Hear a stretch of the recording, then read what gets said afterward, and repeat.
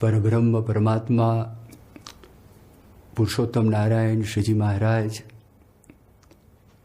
એમનો જન્મ અયોધ્યાની પાસે એક નાનકડા ગામ છપૈયામાં થયો. 3 વર્ષ સુધી શ્રીજી મહારાજ છપૈયાની અંદર રહ્યા. એમને ત્યાં આગળ બાળ ક્રીડાઓ કરી, ચમત્કારો બતાવ્યા અને ત્યાર પછી શ્રીજી મહારાજ એ પોતે અયોધ્યા ગયા. અયોધ્યાની અંદર વેદાંતિક શાસ્ત્રોનો અભ્યાસ કર્યો. એ જ્યારે નાના હતા તે વખતે એમનું નામ ઘનશ્યામ હતું. ત્યાં પણ એમનું અલૌકિક કાર્ય હતું. 11 વર્ષની ઉંમરે એમને ગ્રહ ત્યાગ કર્યો અને પછી 7 વર્ષ સુધી ભારતના ચારે ખૂણાની અંદર ઘણા બધા તીર્થો, એ તીર્થોને શ્રીજી મહારાજે તીર્થત્વ આપ્યું. જ્યારે વન વિચરણ કરતા હતા તે વખતે એમનું નામ નીલકંઠ હતું.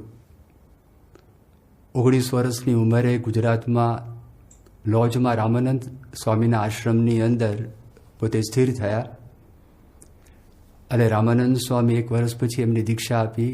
એમના 2 નામ પાડ્યા, નારાયણ મુનિ અને સહજાનંદ સ્વામી.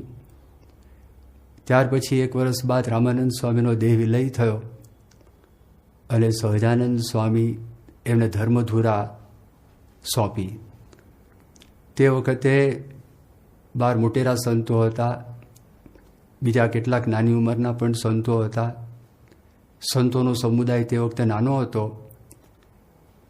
રામાનંદ સ્વામી ધામમાં પધાર્યા 13 દિવસ પછી 14માના દિવસે સ્વામિનારાયણ મંત્ર એની ભેટ ભગવાન સ્વામિનારાયણે આપી અને સહજાનંદ સ્વામી નારાયણ મુનિ સ્વામિનારાયણના નામથી પણ પોતે પ્રખ્યાત થયા. શ્રીજી મહારાજ તરીકે પણ લોકો એમને કહેતા અને શ્રીજી મહારાજ અને ભગવાન સ્વામિનારાયણ તરીકે એમની પ્રખ્યાતિ એ વિશેષ પ્રમાણની અંદર થવા લાગી. શરૂઆતના વર્ષોમાં શ્રીજી મહારાજે સમાધિ પ્રકરણ શરૂ કર્યું અને હજારોની સંખ્યામાં લોકો એમનામાં આકર્ષાયા, ભગવાન તરીકે માનવા લાગ્યા. 25 વર્ષની ઉંમરના હતા તે વખતે કાલવાડીની અંદર એક દિવસમાં એમણે 500 સંતોને પરમહંસની દીક્ષા આપી. આ બધા પરમહંસો બહુ સમર્થ હતા અને એમાં કોઈક કવિ હતા, કોઈક લેખક હતા, કોઈક વક્તા હતા, કોઈ ગાયક હતા, કોઈક વાદક હતા, કોઈ ચિત્રકાર હતા, કોઈ નૃત્યકાર હતા. સાધુ થયા પહેલાં ઘણા બધા શ્રીમંત કુટુંબમાંથી આવેલા કોઈક રાજા પણ હતા, વિદ્વાન હતા, પંડિત હતા, સિદ્ધ હતા, યોગી હતા. એવી રીતે આ બધા બહુ જ સામર્થ્યવાળા હતા. એમ છતાં બધા જ ભગવાન સ્વામિનારાયણના દાસ થઈને રહ્યા, ભગવાન સ્વામિનારાયણના પોતે સેવક થઈને રહ્યા. ભગવાન સ્વામિનારાયણની આજ્ઞામાં અને ભગવાન સ્વામિનારાયણની મરજીની અંદર આ બધા સંતોએ પોતાનું જીવન છે એ જીવન વ્યતીત કર્યું. ભગવાન સ્વામિનારાયણ એમના કલ્યાણના દાતા, મોક્ષના દાતા એવી પાક્કી દ્રઢતા આ બધાના જીવનની અંદર હતી. એ કેવા સમર્થ હતા. સંતદાસજી હતા. એ સંતદાસજી એ પોતે સદેહે બદ્રિકાશ્રમ વગેરે ધામોની અંદર જઈ શકતા હતા. 6 મહિના સુધી કાંઈ ખાવાનું નહીં, પીવાનું નહીં, સમાધિ અવસ્થામાં પોતે પડી રહેતા હતા. આવી એમની સામર્થ્ય હતી. અદ્વૈતાનંદ સ્વામી હતા, તાંત્રિક વિદ્યાના જાણકાર હતા. આકાશમાંથી ધારે તો અંગારા વરસાવી શકતા હતા અને જો ધારે તો પથ્થરો પણ વરસાવી શકતા હતા. પણ શ્રીજી મહારાજની પાસે તાંત્રિક વિદ્યા ચાલી નહીં એમની. શ્રીજી મહારાજના પોતે એ દાસ છે એ થઈને રહ્યા. વ્યાપકાનંદ સ્વામી જ્યારે બોટાદની અંદર આવ્યા, હમીર ખાચાના દરબારમાં ઘોડી મરી ગઈ હતી એમની દરબારની. એક મચ્છરનો જીવ ઘોડીની અંદર નાખ્યો અને ઘોડીને જીવતી કરી મરેલાને જીવતા કરે એવી સામર્થ્ય વ્યાપકાનંદ સ્વામી પાસે હતી. સચ્ચિદાનંદ સ્વામી પાસે જ્યારે હરિભક્તો પધાર્યા અને હરિભક્તોએ વિનંતી કરી કે વરસાદ બહુ ખેંચાયો છે, સ્વામી દયા કરો, કૃપા કરો, તો તે વખતે સમાધિની અંદર જઈ ઇન્દ્ર પાસે ગયા અને ઇન્દ્ર પાસે એમણે વરસાદ વરસાવડાવ્યો. તો વરસાદ વરસાવી શકે, કુદરત ઉપર નિયંત્રણ એવા સમર્થ હતા સચ્ચિદાનંદ સ્વામી. આનંદાનંદ સ્વામી એ પોતે રાજા હતા, ભરતપુર રાજ્યના પોતે રાજા હતા. અમરસિંહજી એમનું નામ હતું. વૈરાગ્યને લીધે એમના નાના ભાઈ રણજીતસિંહને રાજ્ય સોંપી એ પોતે અયોધ્યા ગયા. અને અયોધ્યાની અંદર ત્યાં આગળ રામગોલાલાનો આશ્રમ હતો અને એ આશ્રમની અંદર પોતે દીક્ષા લીધી. લક્ષ્મણદાસ એમનું નામ પડ્યું. દ્વારિકાની યાત્રાએ નીકળ્યા. એમનો શિષ્ય સમુદાય પણ બહુ મોટો હતો. રામાનંદ સ્વામીનો યોગ થયો, ત્યાં દીક્ષા ગ્રહણ કરી. પોતે મઠાધિપતિ હતા, એ બધું એમણે ત્યાગ કરી દીધું અને પછી શ્રીજી મહારાજના પણ પોતે દાસ થઈને રહ્યા. મહારાજની આજ્ઞામાં આખું જીવન એમણે વ્યતીત કર્યું. પ્રેમાનંદ સ્વામીનો આપણે વિચાર કરીએ તો પ્રેમાનંદ સ્વામી એક ગજબના કવિ હતા, ભક્ત કવિ હતા. એવું કહેવાય છે કે પ્રેમાનંદ સ્વામીએ એમના જીવનકાળ દરમિયાન 14,000 પદોની રચના કરી હતી. પરમ પૂજ્ય મોહન સ્વામી મહારાજ એક વખત વાત કરી હતી કે પ્રેમાનંદ સ્વામી પોતે એવા હતા કે એમના પદોની અંદર આધ્યાત્મિક માર્ગમાં જે કાંઈ જરૂરી છે એ બધા જ વિષયોનો સમાવેશ પ્રેમાનંદ સ્વામી કરેલો. એમના પદોની અંદર ભગવાનનો મહિમા, આશરાની વાત, સંતનો મહિમા, સંતના લક્ષણ, તત્વજ્ઞાનની વાત, મૂર્તિના પદો, ઉપદેશના પદો, પ્રાર્થનાઓ, કોઈ પણ વાતની કસર પ્રેમાનંદ સ્વામીના પદોમાં આપણને એ દેખાતી નથી. એક વખત એવો પ્રસંગ બનેલો, ગ્વાલિયરના ગવૈયા જુનાગઢ ગયા. જુનાગઢના નવાબને વાત કરી કે અમારી જે ગાયકી છે અમારે તમારી પાસે રજૂ કરવી છે. ત્યારે નવાબે એવી વાત કરી કે જબ से मैंने स्वामीनारायण का फकीर प्रेमानंद का रूहानी संगीत सुना है तब से मैं किसी का संगीत नहीं सुनता हूँ. અને પછી વાત કરી કે તમારે જવું હોય તો તમે સાંભળવા માટે જાઓ. બધા ગરડા આવ્યા. બપોરનો સમય થઈ ગયો હતો અને એમણે વાત કરી, વિનંતી કરી શ્રીજી મહારાજને. શ્રીજી મહારાજે પ્રેમાનંદ સ્વામીને બોલાવ્યા. સ્વામીએ પૂછ્યું, મહારાજ કયો રાગ છે, એ કયા રાગમાં હું ભજન ગાઉં? શ્રીજી મહારાજે વાત કરી, ભૈરવ રાગ ગાઓ. સવારનો રાગ કહેવાય. શાસ્ત્રીય સંગીતના જાણકારને થયું કે આમાં કંઈ બરકત લાગતી નથી. પણ જ્યાં પ્રેમાનંદ સ્વામી આલાપ લીધો અને વાતાવરણની જે જમાવટ કરી, આખું વાતાવરણ બદલાઈ ગયું. સવારનું વાતાવરણ થઈ ગયું. આફરીન બધા પુકારી ગયા અને એમને થયું ખરેખર આ સ્વામિનારાયણના ફકીરના ગળાની અંદર, એમના સંગીતની અંદર, એમના હૃદયની અંદર કોઈ જાદુ છે. આવા સમર્થ પ્રેમાનંદ સ્વામી હતા. બ્રહ્માનંદ સ્વામીનો આપણે વિચાર કરીએ, 10 વર્ષ ભુજની અંદર લજપટ પાઠશાળામાં પિંગળ શાસ્ત્રનો અભ્યાસ કર્યો. પછી ધમડકા ગયા, ત્યાં વિજય કુશળજી ભટ્ટાચાર્ય મળ્યા. એમની પાસે 24 કળાઓ છે એ બ્રહ્માનંદ સ્વામી શીખ્યા. તે વખતે એમનું નામ લાડુદાનજી હતું. એમને પણ લગભગ 8,000 પદો, 8,000 ભજનો એ બ્રહ્માનંદ સ્વામી રચના કરી. અને દુલા કાક પોતે એવું કહેતા કે હજી સુધી કોઈ એવો દેવી પુત્ર પાક્યો નથી કે જે બ્રહ્માનંદ સ્વામીની બરાબરી કરી શકે. ચરચરી છંદ, રેણકી છંદ. અને રવિન્દ્રનાથ ટાગોરે પણ એક વખત સાંભળેલા, તો તે વખતે પણ એમને જે આ જે શબ્દો હતા અને જે રીતે ગવાતું હતું, એમને થયું કે આવો શબ્દ આ પ્રકારના મેં સાંભળ્યા નથી. એવું રવિન્દ્રનાથ ટાગોર છે એ પણ પોતે બોલેલા હતા. આ બ્રહ્માનંદ સ્વામી સાધુ થયા એ પહેલાં એ બહુ જ વિચક્ષણ પુરુષ તો પહેલેથી જ હતા. બહુ મેધાવી હતા, બહુ જ આવડતવાળા હતા. લાડુદાન તરીકે એક વખત જુનાગઢ ગયેલા અને ત્યાં આગળ જુનાગઢના નવાબ છે એમને મળવું હતું. પોતાની જે વિદ્યા હતી એ બધી પેશ કરવી હતી. એટલે જ્યારે પોતે નીકળ્યા કચ્છની અંદરથી, તો તે વખતે ધ્રાંગધ્રાના રાજાને રાજી કર્યા હતા અને બહુ શિરપાવ પ્રાપ્ત થયો હતો. પછી એ પોતે જુનાગઢ છે ત્યાં પણ ગયા હતા, ભાવનગર પણ ગયા હતા, જામનગર પણ ગયા હતા, આ બધા સ્થાનોની અંદર ગયા હતા અને પુષ્કળ પ્રમાણની અંદર ધન દોલત એમણે પ્રાપ્ત થયેલી. અને એમણે વાત કરી ત્યાં આગળ જુનાગઢમાં જઈને, એના મંત્રી હતા મકબૂલ મિયા કરીને, કે મારે મુલાકાત જોઈએ છે. ત્યારે એમણે કહ્યું કે તમારી પાસે એવી વિશેષ કળા કઈ છે, એનું કંઈ મને સેમ્પલની રજૂઆત કરો તો પછી હું આગળ નવાબને વાત કરું.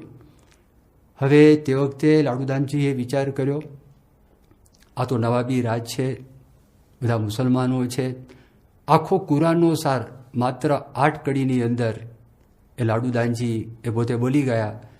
અને ત્યાં આગળ લખીને આપ્યું એમણે કે દિયા હે ખુદાને ખૂબ खुशी कर ग्वाल कवि खाना पीना लेना देना यहीं रह जाना है केत के अमीर उमराव बादशाह गए कुछ कर गए ताका रहा न ठिकाना है हिलो मिलो प्यारे जान बंदगी की राह चलो जिंदगी जरा सी तामें दिल बहलाना है आव परवान बन एक हूं न बाना यहाँ ते नेकी कर जाना फिर आना है न जाना है. એને થયું કે ઓહો ગજબ લાગે છે. પછી તો ત્યાં બીજે દિવસે મુલાકાત થાય છે અને બ્રહ્માનંદ સ્વામી ત્યાં ગુઢોક્તિ ગાવીને રજૂઆત કરી. પણ એ જ્યારે આવ્યા ભાવનગરની અંદર અને સ્વામિનારાયણ ભગવાનની પરીક્ષા કરવા માટે ભાવનગરના રાજાએ વાત કરી. સ્વામિનારાયણ ભગવાન અંતર્યામી પણ એ બધા સંકલ્પો એમના કહી દીધા. એમના સ્પર્શ માત્રે સમાધિનો અનુભવ થયો અને શ્રીજી મહારાજ પાસે પોતે સાધુ થયા.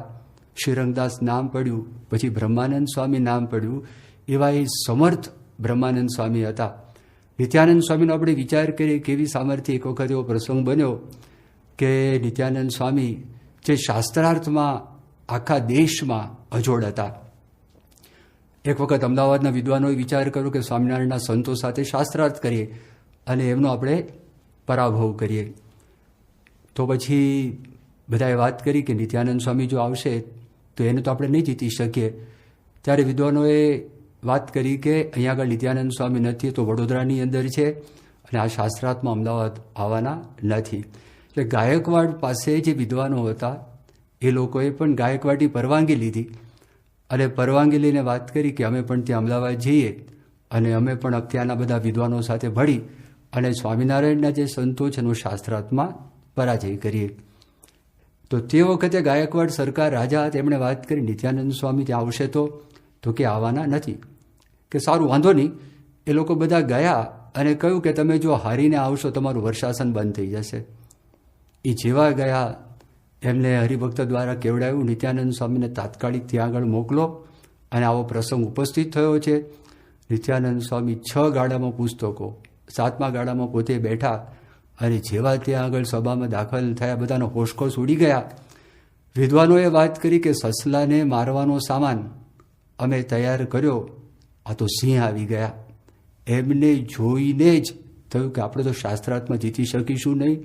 શાસ્ત્રાર્થમાં આવા સમર્થ હતા, વેદાદિક શાસ્ત્રોના બહુ ઊંડા અભ્યાસી હતા, એ પોતે પ્રકાંડ પંડિત હતા અને એવી રીતે એમની જે સામર્થ્ય નિત્યાનંદ સ્વામીની એ અજોડ સામર્થ્ય હતી. આપણે નિષ્કુળાનંદ સ્વામીનો વિચાર કરીએ. નિષ્કુળાનંદ સ્વામી એક સામાન્ય શેખપાટ ગામના 23 ગ્રંથોની રચના કરી. એ બહુ મોટી વાત કહેવાય, જબરજસ્ત મોટી વાત. કળા કૌશલ્ય અને સાહિત્યની અંદર બહુ પ્રવીણ હતા. તોલેરા મંદિરમાં ઠાકોરજીનું સિંહાસન એનું જે નકશીકામ એ કરનારા નિષ્કુળાનંદ સ્વામી. ઘૂમટીઓની કમાન એ પણ કરનારા નિષ્કુળાનંદ સ્વામી. ગઢડામાં શ્રીજી મહારાજની અક્ષરોટી બનાવનારા એ પણ નિષ્કુળાનંદ સ્વામી.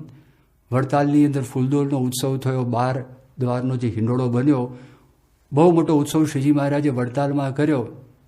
તો એ 12 દ્વારનો જે હિંડોળો હતો એના પણ રચયિતા, એના બનાવનાર એ નિષ્કુળાનંદ સ્વામી હતા. આ નિષ્કુળાનંદ સ્વામીની જબરજસ્ત એ સામર્થ્ય હતી. એ સામાન્ય પદો નહોતા. એમના પદો ઉપર તો લોકો PhD કરે છે. એક એક પંક્તિ છે એ પંક્તિ ઉપર આખી જે સાધના બની જાય. જેમ આશ્રમ ભજરાવાલીની અંદર નિષ્કુળાનંદ સ્વામીના ભજન ત્યાગના ટકે રે વૈરાગ્ય વિના, એ ગાંધીજીએ એમાં એમનો સમાવેશ કરેલો હતો. અને એક પંક્તિ જે બધાને બહુ એ જે ગમે છે કે ઘન વર્ષે વન પાંગરે. હવે આ જે છે એ જબરજસ્ત પંક્તિ છે. એમ ઇન્દ્રિય વિષય વિકારજી, એ થયું કે તો ગજબ લખેલું છે. લોહ દેખી ચમક ચડે. તો ખરેખર આજે નિષ્કુળાનંદ સ્વામીના જે પદો હતા એ સામાન્ય નહોતા, અને શાસ્ત્ર માત્રનો નિચોડ, શાસ્ત્ર માત્રનો સમાવેશ, આ લોકનું જ્ઞાન, વ્યવહારનું જ્ઞાન, પ્રદેશનું જ્ઞાન, પછી ફળ ફૂલ વનસ્પતિનું જ્ઞાન, આ બધી વાતોનો સમાવેશ એ નિષ્કુળાનંદ સ્વામીનું જ્યારે આપણે એ વાંચીએ નિષ્કુળાનંદ કાવ્ય, તો આપણને ખબર પડે જબરજસ્ત આ વાત ભક્ત ચિંતામણીની અંદર પણ બધી વાતો કરેલી છે એવા હતા. મુક્તાનંદ સ્વામીનો આપણે વિચાર કરીએ તો મુક્તાનંદ સ્વામીને એવી સામર્થ્ય હતી કે ગમે તેવો વ્યક્તિ ક્રોધે ભરાયેલો હોય પણ મુક્તાનંદ સ્વામીનું વેણ સાંભળે તો એ વ્યક્તિ એકદમ શાંત થઈ જાય. બહુમુખી પ્રતિભા એક સંતની અંદર હતી, એ મુક્તાનંદ સ્વામી હતા. કવિ હતા, લેખક હતા, ગાયક હતા, વાદક હતા, એ નૃત્યકાર હતા. મુક્તાનંદ સ્વામી જબરજસ્ત વક્તા હતા, બહુ રૂપવાન હતા, બહુમુખી પ્રતિભા મુક્તાનંદ સ્વામી ધરાવતા હતા. એવા સામર્થ્યવાળા પોતે હતા.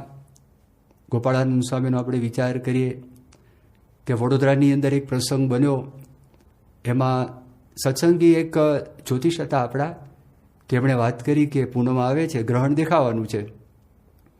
બીજા પંડિતોએ ના પાડી કે દેખાવાનું નથી.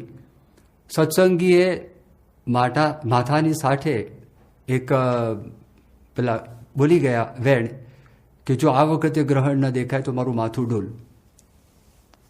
પછી ઘરે જઈને ગણતરી કરી, ખબર પડી કે ગ્રહણ તો દેખાવાનું છે. ગભરાઈ ગયા. ગોપાળાનંદ સ્વામી ત્યાં હતા. ગોપાળાનંદ સ્વામીને મળ્યા. ગોપાળાનંદ સ્વામી કીધું ખરેખર ગ્રહણ દેખાવાનું છે, પણ તમારા માટે ભગવાન પોતે અન્યથા કરતું શ્રીજી મહારાજ વાપરશે અને ગ્રહણ નહીં દેખાય. તો ખરેખર ગ્રહણ દેખાયું નહીં, અને ગ્રહો ઉપર પણ જેનું નિયંત્રણ, એની ગતિ ઉપર એવા સમર્થ એ ગોપાળાનંદ સ્વામી હતા. અષ્ટાંગ યોગ એમણે જીવનની અંદર સિદ્ધ કરેલો હતો. આપણે જો ગુણાતીતાનંદ સ્વામીનો વિચાર કરીએ તો ગુણાતીતાનંદ સ્વામીનું પહેલેથી જીવન એ ચમત્કારિક જીવન જ હતું. ત્યાં ભાદરાની અંદર હતા, અને કાલાવડના એક પંડિત ત્યાં આગળ ભાગવતના કથાકાર પિતાંબર ભટ્ટ એ કથા કરવા માટે આવેલા. એમની સાથે બધી વાતો નીકળી કે અત્યારે કળિયુગમાં ભગવાન પ્રગટ છે. ત્યારે એમણે કીધું કળિયુગમાં તો ભગવાન કેવી રીતે પ્રગટ હોય. એટલે મૂળજી શર્મા એ વખતે નામ, પિતાંબર ભટ્ટને કીધું મારી સામું તમે જો. અને પિતાંબર ભટ્ટે જોયું તો મૂળજીના શરીરમાંથી તેજ નીકળવા લાગ્યું, અને એમાં ત્યાં આગળ એમને કૃષ્ણ ભગવાનના દર્શન થયા. એમને થયું કે તો ગજબની વાત કહેવાય. કાળાવડ એમના નાનાનું ગામ, એ ત્યાં ગયા હતા. સ્કૂલની અંદર બાળકોને ત્યાં આગળ એમણે સમાધિ કરાવેલી. એક બાવો આવેલો 3 દિવસનો ભૂખ્યો, વર્ષરામ સુતારની દુકાનની બહાર પોતે બેઠો હતો. સ્વામી પણ ત્યાં આગળ હતા, મૂળજી શર્મા. એમણે કીધું મને તમે ખાવાનું નહીં આપો તો હું ભગવાનના ધામમાં જતો રહીશ. મૂળજીએ વાત કરી પગ લાંબો કર, તારો પગનો ઘા કરીને તને ભગવાનના ધામમાં મોકલી આપું.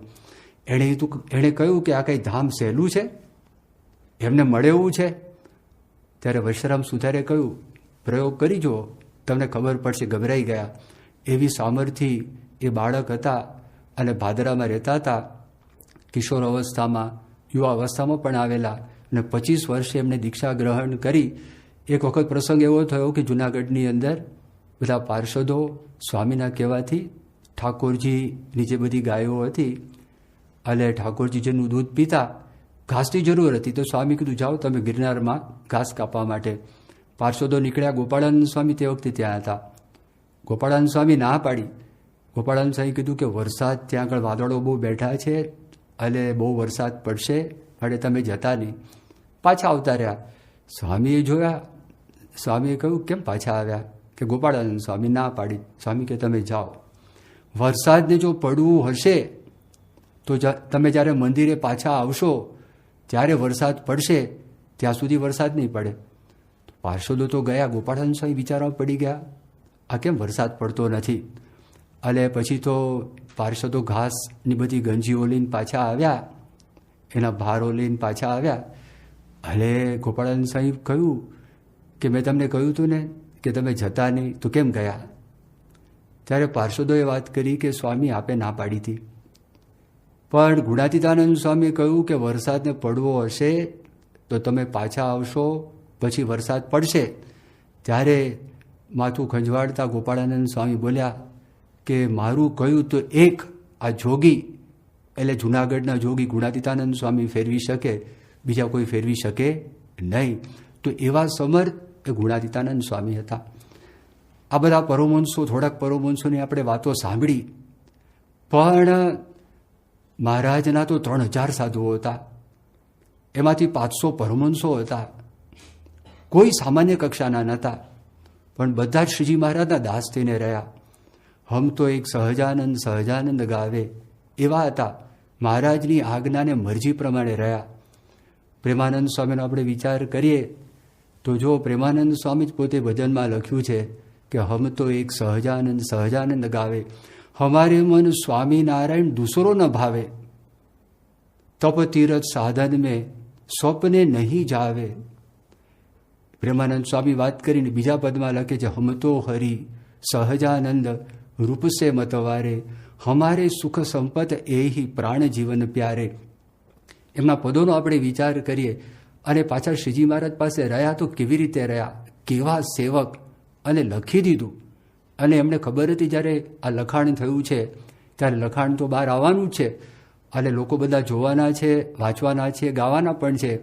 પ્રેમાનંદ સ્વામી કહે છે હું ચાકર થારો દામ બિનારો, હે મારા ઠાકર શ્યામ, જો હરિવર કંઈ ચૂક પડે તો કરજો તાડને લે લગામ. કેવી વાત કરી. દુનિયાની અંદર કોઈ માણસ નોકરી કરતો હોય, ચાકરી કરતો હોય, દામ વગર, પૈસા વગર કોઈ કરે નહીં. અહીંયા પ્રેમાનંદ સ્વામી કહે છે કે દામ વગરનું હું તમારો ચાકર છું. ચલો એટલું જ નહીં, કોઈના પર એહસાન કરે છે એવું પણ નહીં, શ્રીજી મહારાજ પર ઉપકાર કરે છે એવું પણ નહીં. પ્રેમાનંદ સ્વામી તો પ્રેમાનંદ સ્વામીને તો એવું કહે છે જો હરિવર કંઈ ચૂક પડે, આ સેવા કરતાં કરતાં આ ચાકરીની અંદર મારાથી કંઈ ચૂક પડી જાય તો કરજો તાડને લે લગામ, લગામ લઈને તમે મને મારજો. તો એમના જ ગુણગાન ગાયા. પેલા દેવી ભગત હતા, ગરબી ગાઈ હતી. શ્રીજી મહારાજે વાત કરી કે તમારા ઈષ્ટદેવનું આજ રાગમાં તમે બનાવો. વંદુ સહજાનંદ સ્વરૂપ 8 પદ બનાવ્યા. શ્રીજી મહારાજની સ્વાભાવિક ચેષ્ટા એના 10 પદ બનાવ્યા. પ્રથમ શ્રીહરિને રે એ 18 પદો છે. આજે આ સંપ્રદાયની અંદર 250 વર્ષ પછી પણ આ પ્રેમાનંદ સ્વામીના પદો હજારોની સંખ્યામાં આ રોજ ગવાય છે. તો હમ તો એક સહજાનંદ સહજાનંદ ગાવે. તો એના પરથી આપણને ખબર પડે જો પ્રેમાનંદ સ્વામી આવા હતા, એની આવી સામર્થ્ય હતી અને શ્રીજી મહારાજના દાસ થઈને રહ્યા, તો શ્રીજી મહારાજ એ પોતે કેવા હશે. બ્રહ્માનંદ સ્વામી એનો આપણે વિચાર કરીએ તો બ્રહ્માનંદ સ્વામી શ્રીજી મહારાજના જ ગુણગાન ગાય. જ્યાં જતા બ્રહ્માનંદ સ્વામીનો પહાડી કંઠ હતો. બ્રહ્માનંદ સ્વામી શીઘ્ર કવિ હતા. બ્રહ્માનંદ સ્વામી કથા કરતા હોય, કોઈ ટસથી મસ થઈ શકે નહીં, પણ મોટા મોટા માણસો પણ બ્રહ્માનંદ સ્વામીની વાતો સાંભળીને સત્સંગમાં આવ્યા. એમાંના એક હતા મુનિબાવા. અને મુનિબાવા સુરતની અંદર મહારાજની આજ્ઞાથી બ્રહ્માનંદ સ્વામી વેદાંતનો અભ્યાસ કરવા માટે ગયા હતા. અને એમને કીધું નહોતું કે હું શ્રીજી મહારાજનો સાધુ છું, એ વાત કરી નહોતી. કારણ કે ઘણી વખત એવા પણ પ્રસંગ બને, જો ખબર પડે કે આ તો સ્વામિનારાયણના મૂંડિયા છે, સ્વામિનારાયણના સાધુ છે, તો પછી એનો કોઈ સ્વીકાર કરે નહીં, તિરસ્કાર કરે, અપમાન કરે, મારે પણ ખરા, આ બધું કરતા હતા. ત્યાં છુપા વેશે એ પોતે રહ્યા. પણ એક વખત આ ગુરુ બહાર ગયા હતા અને જે આમણે બ્રહ્માનંદ સ્વામી કથા કરી અને બધા એના ચેલાઓ કહેવા લાગ્યા તો ગજબના તમારા ચેલા છે, અને ગ્રહણ શક્તિ પર જબરજસ્ત. એને થયું કે અસાધારણ આ શિષ્ય મારી પાસે આવેલા છે. અને પછી ધીરે ધીરે જ્યારે એમને હેત થયું તે વખતે સ્વામિનારાયણ ભગવાનના મહિમાની એવી વાતો કરી, એમને સાથે લઈ આવ્યા, વાણમાં બેસાડી, ભાવનગરથી ગઢડા આવ્યા. અને ગઢડામાં શ્રીજી મહારાજે શરૂઆતમાં તો મનુષ્ય ચરિત્ર કર્યું, પછી દિવ્ય ચરિત્ર કર્યું. મુનિબાવાને થયું સાક્ષાત કૃષ્ણ ભગવાન લાગે છે. અને પોતે સાધુ થઈને રહ્યા તો હમ તો એક સહજાનંદ સહજાનંદ ગાવે. અને જ્યારે ગાયકવાડ સરકારે ઓફર કરી, મારી પાસે આવી જાઓ, 25 ગામડા ભેટમાં આપી દઉં, હાથી, ઘોડા, સેવકો, ચાકર, ધન દોલત, રાજકવિ બનાવી દઉં, વર્ષાસન તમને આપી દઉં, આ બધી ઓફર કરી. મહારાજે કીધું, જો તમને આમંત્રણ આવ્યું છે, અને તે વખતે બ્રહ્માનંદ સ્વામી કહે છે કે હાથી ઉપર હું બેઠો છું, આપે મને હાથી પર બેસાડ્યા, અને હવે હું આ ગધડાની સવારી કરું, અને જે મુખની અંદર મેં પાંચ આવેલા હોય એમાં ખોલસા જાઓ. આપના મેં ગુણાનુવાદ ગાયા છે, હવે કોઈના ગુણાનુવાદ હું ના ગાઉં. તો આવા હતા. અને જો સહજાનંદ ગાવે, ખાલી ગુણગાન ગાવાની વાત નથી, કસોટીમાંથી પસાર થયા, કઠણ કસોટીમાંથી, અપમાનોમાંથી પસાર થયા. કેવું અપમાન કહેવાય! શ્રીજી મહારાજે આજ્ઞા કરી, બ્રહ્માનંદને જાઓ તમે વડતાલમાં મંદિર કરો. 12 રૂપિયા એમની સાથેના માણસે તેને આપ્યા. શું મંદિર થવાનું? એક શિખરના મંદિરની વાત કરી હતી, બ્રહ્માનંદ સ્વામી 3 શિખરની વાત કરી. પૈસા ક્યાંથી લાવવાના? એમને કલેક્ટ કરવાના હતા. શિલ્પકામ ઓવરસી કોણ કરે, દેખરેખ કોણ રાખે? તે બ્રહ્માનંદ સ્વામી દેખરેખ રાખવાના હતા. તો ખાલી પાયાની અંદર 9 લાખ ઈંટો વડતાલના મંદિરના પાયાની અંદર છે. કલાત્મક કમળાકારનું અદ્ભુત મંદિર એ બ્રહ્માનંદ સ્વામીની દેખરેખ નીચે તૈયાર થયું. એ અને જોબન પગી બધે જતા ફરતા અને પ્રેરણા આપી. અને શ્રીજી મહારાજે કંઈ પૈસા આપ્યા નહોતા, પણ ત્યાં આગળ બ્રહ્માનંદ સ્વામી મહેનત કરી. સત્સંગ પણ ત્યાં આગળ બ્રહ્માનંદ સ્વામી કરાવ્યો. અને ઓચિતું મહારાજનું ફરમાન આવ્યું, મહારાજ ત્યાં પધાર્યા, પ્રતિષ્ઠા થઈ ગઈ. બ્રહ્માનંદ સ્વામી કે તમારે વડતાલ છોડી દેવાનું છે અને અમારી સાથે તમે આવો. હવે જો સ્પષ્ટપણે વાત કરે કે તમારા માટે લોકો આમ વાત કરે છે કે તમે સગાવાલાનું પોષણ કરો છો, તો બુદ્ધિશાળી માણસ સ્વીકાર કરે. પણ જ્યારે શ્રીજી મહારાજ આવી રીતે વાત કરે કે મારી મૂર્તિના પદ બનાવનારું કોઈ નથી, કોણ બનાવશે? આ તો બુદ્ધિશાળી વ્યક્તિ છે. એમને પણ પાસે આ બધી વાતો આવી હતી. એમને ખબર નથી કે બધા મારવાડથી દુષ્કાળમાં આવેલા, તો લોકો એવી વાત કરતા કે બધા એમના માણસોને મંદિરના કામ માટે રાખ્યા છે. એવી સ્પષ્ટપણે 2+2 એટલે 4 આવી જો વાત કરે તો વાંધો ના આવે, પણ આવી ગોળ ગોળ વાતો કરે તો પછી બુદ્ધિશાળી માણસો તો બહુ વસમું લાગે. પણ બ્રહ્માનંદ સ્વામી નીકળી ગયા. આ તો મેં તમને એક કસોટીની વાત કરી. આખા જીવનની અંદર અનેક કસોટીઓમાંથી એ બ્રહ્માનંદ સ્વામી પસાર થયા. અને હમ તો એક સહજાનંદ ગાવે, શ્રીજી મહારાજના ગુણગાન ગાતા ગાતા એ બ્રહ્માનંદ સ્વામી છે, એમણે દેહ છે એ દેહનો ત્યાગ કર્યો હતો. નિત્યાનંદ સ્વામીની આપણે હમણાં વાત કરી. નિત્યાનંદ સ્વામી શાસ્ત્રાર્થ કરતા. શાસ્ત્રની દ્રષ્ટિએ જ્યાં જ્યાં શાસ્ત્રાર્થ એમણે કર્યો, ઘણા બધા સ્થાન, એમાં જે પ્રખ્યાત શાસ્ત્રાર્થ એક વડોદરાની અંદર ગાયકવાડ સરકાર, ત્યાં આગળ રાજા હતા, ત્યાં થયો હતો. અમદાવાદની અંદર થયો હતો, જામનગરની અંદર થયો હતો. તો આ બધા સ્થાનોની અંદર ઘણી બધી વાતો એ પ્રસંગો વાત કરતા હતા. પણ શ્રીજી મહારાજની વાત કે કળિયુગની અંદર ભગવાનનો અવતાર થાય છે અને વર્તમાન કાળે ભગવાન સ્વામિનારાયણ છે, એ વાત નિત્યાનંદ સ્વામી કરતા. એટલે કળિયુગમાં અવતાર ભગવાનનો થાય છે અને આ સ્વામિનારાયણ સંપ્રદાય એ વેદોક્ત સંપ્રદાય છે, એ સનાતન સંપ્રદાય છે. એ બધી વાતો ત્યાં આગળ નિત્યાનંદ સ્વામી છે એ નિત્યાનંદ સ્વામી કરતા. એમણે પણ શ્રીજી મહારાજના ગુણાનુવાદ ગયા. હરિદિગ્વિજય નામનો જે ગ્રંથ છે એ સિવાય પણ એ ઘણી બધી રચનાઓ એ નિત્યાનંદ સ્વામી કરેલી છે. નિષ્કુળાનંદ સ્વામીનો આપણે વિચાર કરીએ તો નિષ્કુળાનંદ સ્વામી આખી જિંદગી સુધી એ શ્રીજી મહારાજના ગુણગાન જ ગાયા છે. બહુ મોટી વાત કહેવાય. નિષ્કુળાનંદ સ્વામી આમ જોવા જઈએ તો શરૂઆતમાં એ તો રામાનંદ સ્વામીના શિષ્ય હતા. એટલે રામાનંદ સ્વામીના બધા શિષ્યોએ એવું નક્કી કરેલું હતું કે આપણને રામાનંદ સ્વામી સિવાય હથેળીની અંદર પણ કોઈ ભગવાન દેખાડે તો પણ માથું ઝુકાવવું નહીં, એવી મુઠ્ઠી બાંધેલી હતી. પણ આ નાના એવા સહજાનંદ સ્વામી 21 વર્ષની ઉંમરના હતા. એ ત્યાં આગળ આવ્યા હતા અને એમનો ઐશ્વર્ય, એમનો ચમત્કાર, એમની સાધુતા, એમની દિવ્યતા, એમનો પ્રેમ, એમનું જ્ઞાન, આ બધું જ્યારે જોયું તો તે વખતે એમના અંતરની અંદર પાક્કી દ્રઢતા થઈ. એટલી બધી જબરજસ્ત દ્રઢતા થઈ અને શ્રીજી મહારાજનો અપરંપાર મહિમા એમણે ગાયેલો છે. ભક્ત ચિંતામણી ગ્રંથ એ શ્રીજી મહારાજની ઉપસ્થિતિની અંદર આ લખાયેલો ગ્રંથ છે અને આ પ્રમાણભૂત ગ્રંથ છે. 164 પ્રકરણો લખાયેલા છે. એમને ભર પેટ શ્રીજી મહારાજનો મહિમા એનું ગાન આની અંદર કરેલું છે. તો એની અંદર નિષ્કુળાનંદ સ્વામી એ પોતે બધી જ વાતો, શ્રીજી મહારાજનું જીવન, શ્રીજી મહારાજનું કાર્ય, શ્રીજી મહારાજનો સંદેશ એ સંક્ષેપની અંદર અને બધી જ વાતો, મહારાજના ચમત્કાર, મહારાજના સંતો, મહારાજના ભક્તો, એ બધી વાતોનો સમાવેશ થઈ જાય છે.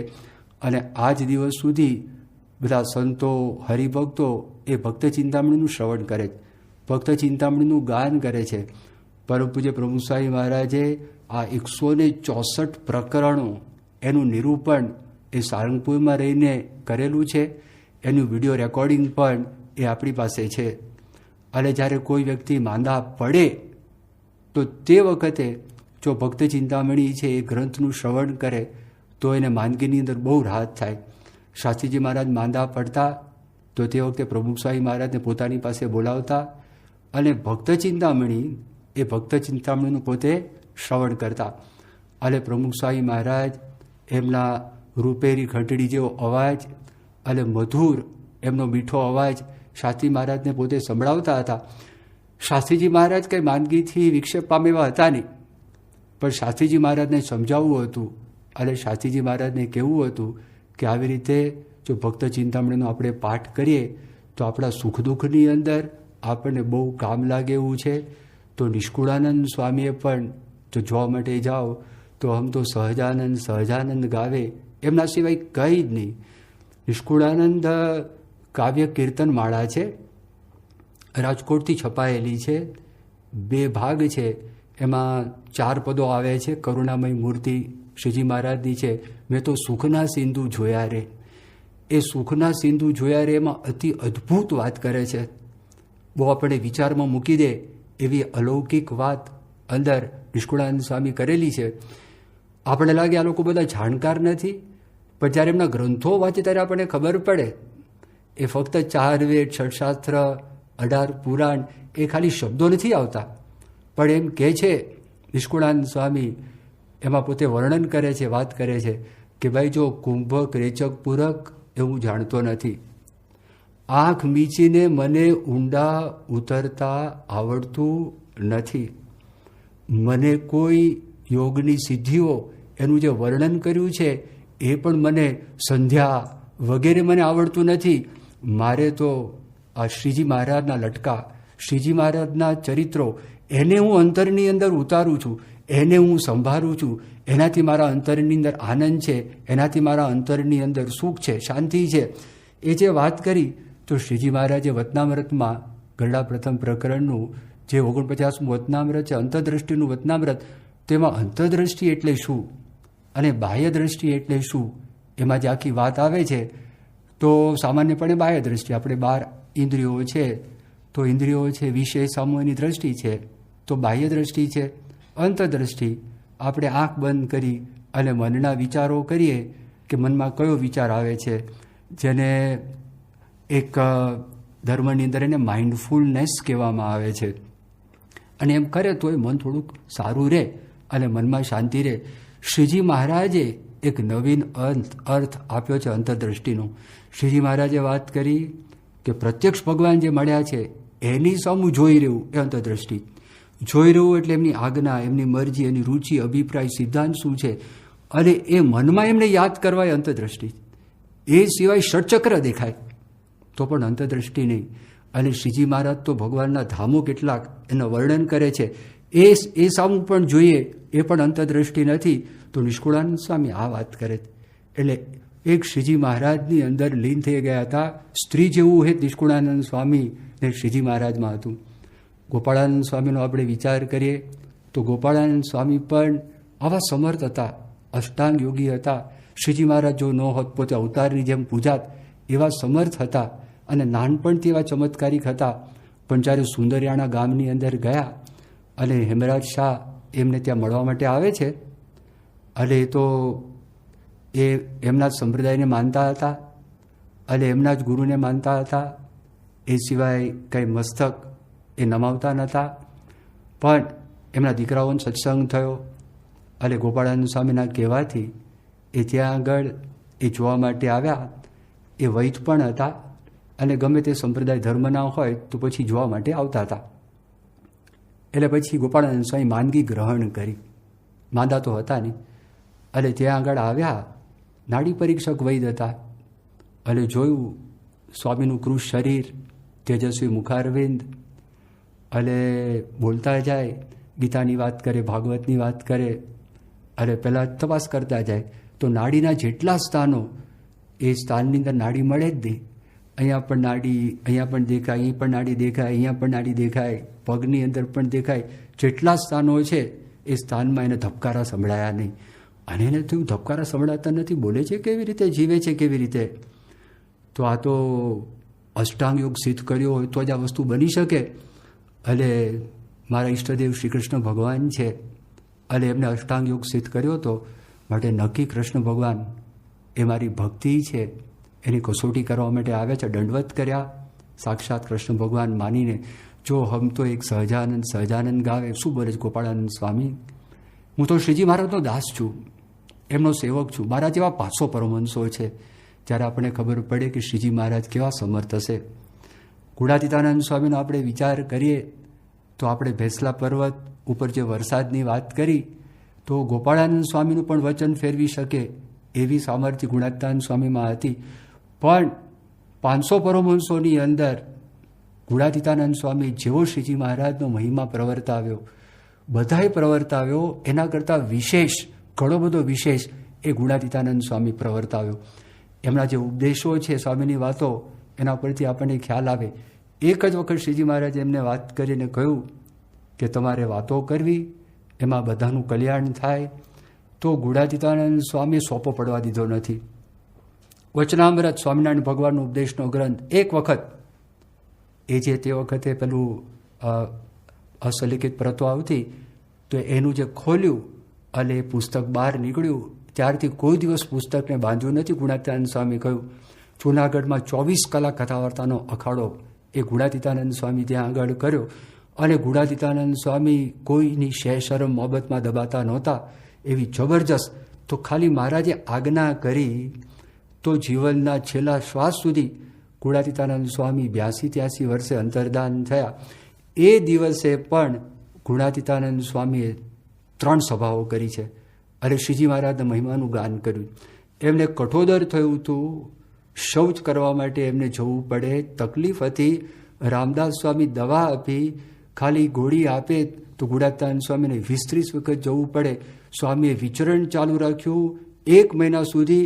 અને ગુણાતીતાનંદ સ્વામી જ્યાં જ્યાં ગયા ત્યાં ગુણાતીતાનંદ સ્વામી શ્રીજી મહારાજનું સર્વોપરીપણું પ્રવર્તન કર્યું કે આ પરબ્રહ્મ પરમાત્મા પુરુષોત્તમ નારાયણ છે, આ સર્વોપરી ભગવાન છે, આ અવતારી છે. એવી દ્રઢતા એ ગુણાતીતાનંદ સ્વામીએ એ કરેલી હતી. તો જો આપણે વિચાર થાય કે શ્રીજી મહારાજ કેવા હશે, તો શ્રીજી મહારાજે વધારાના અમદાવાદના વચનામૃતમાં વાત કરી કે પુરુષોત્તમ નારાયણના અસાધારણ લક્ષણ શું?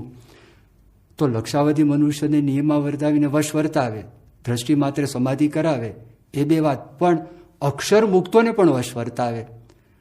જેમ મદારી વાંદરાને નચાવે એવી રીતે શ્રીજી મહારાજે 500 પરમહંસોને નચાવ્યા. ત્યારે આપણને ખબર પડે કે આવા પુરુષ, આવો અવતાર આ પૃથ્વી ઉપર થયો નથી. આ તો સર્વોત્કૃષ્ટ પુરુષ અને અવતારી પુરુષ શ્રીજી મહારાજ હતા. તો આપણા બહુ મોટા સદભાગ્ય છે. એ શ્રીજી મહારાજે વચન આપ્યું કે ગુણાતીત સંત દ્વારા એવા ને એવા પ્રગટ રહેશે. પ્રમુખ સ્વામી દ્વારા એવા જ પ્રગટ હતા.